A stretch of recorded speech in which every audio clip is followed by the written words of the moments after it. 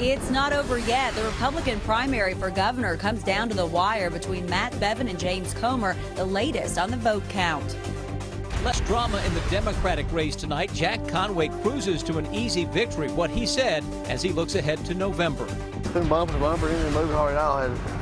It's been crazy.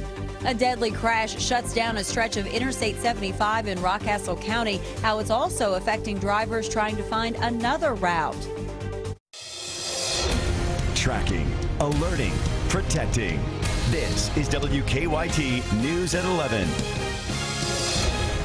Good evening to you. The votes are in, but tonight it is still too close to call. The Republican primary for governor ends with a razor-thin margin between two candidates. A very exciting night. Less than 100 votes separating Matt Bevin and James Comer tonight. Hal Heiner has conceded, and Will T. Scott is far behind. Comer is asking for a recanvass. We have live team coverage tonight, beginning with Garrett Weimer at the Bevin campaign in Louisville. Garrett? The room is starting to clear out here at the golf. Well, if you thought it would be quick, if you thought it would be easy, you were wrong. And supporters here rode the roller coaster all night. The highs of Hal Heiner's concession speech, the lows of James Comer's lead. But in the end, well, frankly, there is no end, not yet at least. The Associated Press has said the race is too close to call, and James Comer has asked for a recanvass of the votes. Tonight, Bevin called that his small lead an honor and a privilege and thanked supporters who were here inside the Galt House. I am calling out to you tonight to join us in this effort because we are indeed Kentucky and we have much work to accomplish, but with your help, we're going to make it happen. If you love Kentucky, we ask you to come on board because we are Kentucky. Bevin spoke for about 25 minutes here before his supporters, and a crowd that had been through so many ups and downs throughout the night actually remained enthusiastic throughout his speech, even joining him in a refrain of a tagline that he seemed to coin tonight, "We are Kentucky." They joined him in that chorus line throughout his speech. But signing off tonight from the Galt House Hotel in Louisville, Garrett Weimer, WKYT. Garrett, thank you. Now, James Comer is not giving up. He trailed by thousands of votes much of tonight, but as more counties reported results, he quickly closed that gap with Bevin. Phil Pendleton is live with the Comer campaign in Frankfort. Phil, what a roller coaster. It has been an incredibly wild night here at this hotel in Frankfort. First, it looked like that Comer was going to have the early lead. Then Bevin took over. Then Comer came back. And then it looked like that Matt Bevin won this race by an ever so close margin of votes. Fighting all the way until James Comer says if the vote totals hold true, he will not be a sore loser, and he will support Matt Bevin this fall.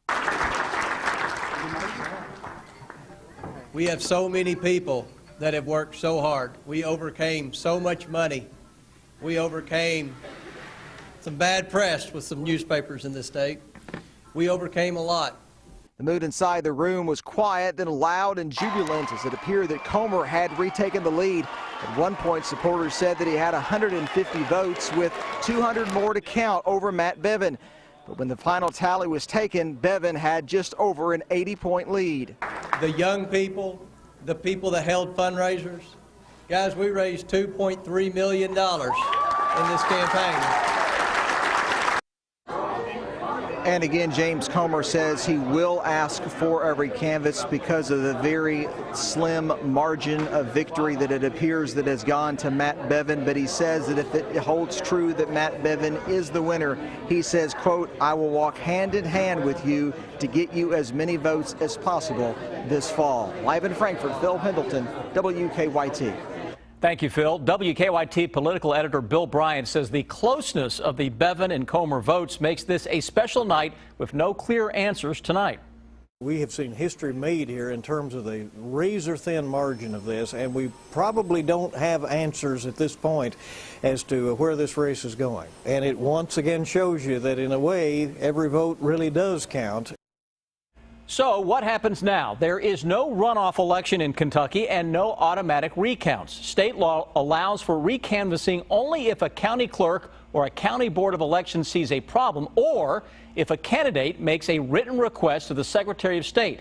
Comer says he owes it to his supporters to request such a recanvass. And just a few minutes ago, we caught up with Secretary of State Allison Lundergan Grimes. If a recanvass request is made to my office, we will make sure to process that expeditiously, whether it's certain precincts or county or statewide, and it will be held according to law May 28th starting at 9 a.m. All right, you're listening there to Secretary of State Grimes. A much different story in the Democratic primary for governor. It was decided early in the night. As expected, Jack Conway had an easy win to advance to the November election. Kristen Kennedy was with the Conway campaign when he made his speech tonight. The Attorney General had a very full day of campaigning. He won the primary against Jeff Young, and now he is preparing to battle to become governor. In a Herald Leader Bluegrass poll conducted last week, Conway led against each of the Republicans in potential head-to-head matchups this fall. Conway has been the Commonwealth's Attorney General since 2008. He's running for governor with State Representative Sandy Overly, a Bourbon County native.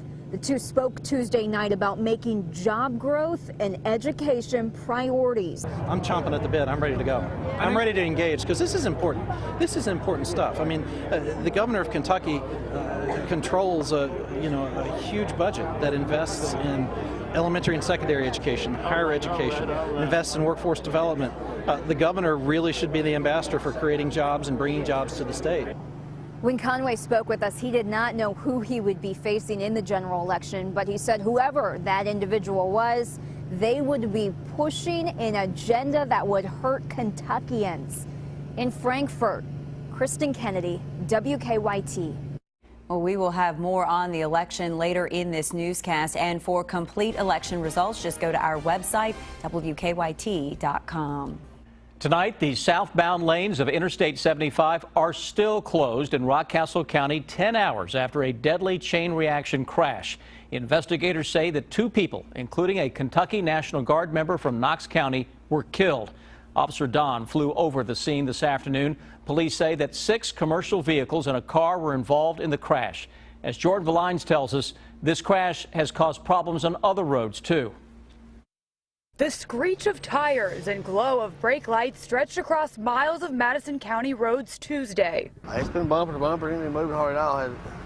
It's been crazy. A double fatal crash involving 6 18-wheelers and a passenger car shut down I-75 around 1 o'clock. Some drivers involved in the crash told us the accident happened when traffic started to slow because of construction up ahead. We're told a FedEx truck hit the trailer of another truck, starting a chain reaction. Officers quickly determined that one vehicle was fully involved and on fire. State police say the driver of the silver car, 34-year-old Jonathan Rourke, was killed when his car was crushed between 2 trucks. Police shut down all 3 southbound lanes, leaving I-75 at a standstill for hours. For about 2 hours, we probably made it 6 miles. Even the alternate routes didn't exactly help ease the traffic headaches. We took US 25 from Richmond to Berea, and in that 10-mile stretch, it took us more than 2 hours to get from point A to point B. We just want to go home, and I'm just tired of sitting in traffic. Maybe detour or just waiting it out. We're not really sure right now. Once night fell, traffic began to pick up little by little, but it was still a slow crawl home for hundreds. In Madison County, Jordan Valines, WKYT. At last check, police telling us they hope to have southbound Interstate 75 reopen in Rockcastle County in the next few hours. Investigators have not released the name of the second person killed in the crash. Tonight, state police need your help finding a missing toddler and the man they think she's with. Police say the 2-year-old girl went missing from a home in Monroe County Sunday morning. State police think the child is with her mother's boyfriend, 25-year-old Anthony Barber. They think Barber has a gun with him and should be considered dangerous. Tonight, police have surrounded a home in Monroe County where they think Barber is, but they're not sure if the child is there as well.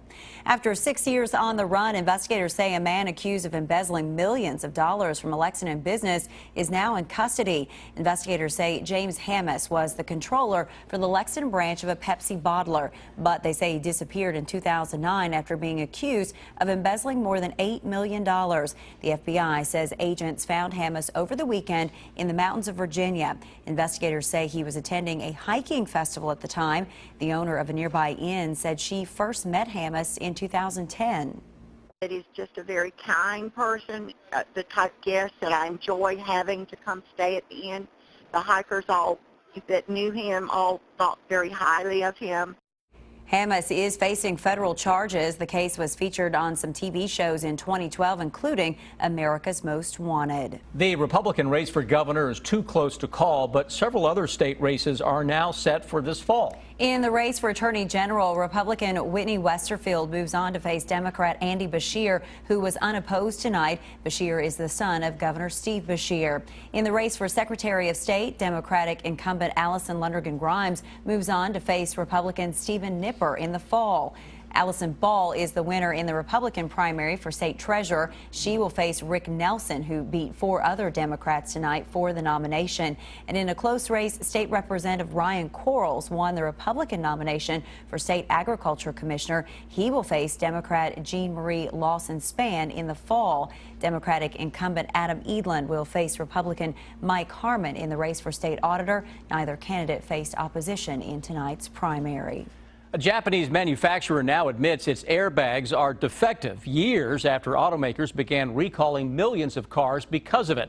Takata, the world's largest airbag maker, has agreed to declare nearly 34 million airbags defective. This doubles the number of cars that have already been recalled in the U.S. because of airbags. Investigators say the defect has been linked to at least 6 deaths and more than 100 injuries. Consumers are now being asked to compare the VIN numbers on their cars with a recall list online. All lanes of US 27 in Jessamine County have reopened after a crash there this afternoon. Nicholasville police say a box truck blew a tire, causing the driver to lose control near Catnip Hill. The truck then slammed into the back of a tractor trailer.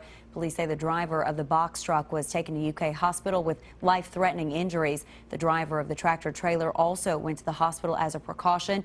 Police were on the scene of the crash for about 5 hours. Tonight we are learning more about the case against a man police say caused a deadly crash in Jessamine County. Police have charged Jeffrey Tuggle with DUI, but they think he'll face more charges. Yesterday, they say he lost control of his truck on Frankfort Ford Road and hit a tree. They say a passenger, 56-year-old Marlene Chafin, was thrown from the truck and it then landed on top of her. And there were some good Samaritans that came by that helped push the vehicle off of the victim prior to the rescue and personnel getting there. Chafin later died at UK hospital. In his arrest citation, police say that Tuggle admitted having 4 or 5 shots of whiskey at a friend's house before the crash. He did not want to talk to us from jail today. Marathon Petroleum has agreed to a settlement over allegations of Clean Air Act violations. The U.S. Justice Department says Marathon will pay a $3 million fine, and the company will spend millions of dollars to control pollution at distribution terminals in Kentucky, Indiana, and Ohio. Marathon says most of the violations happened years ago, and it's taking steps to prevent them from happening again.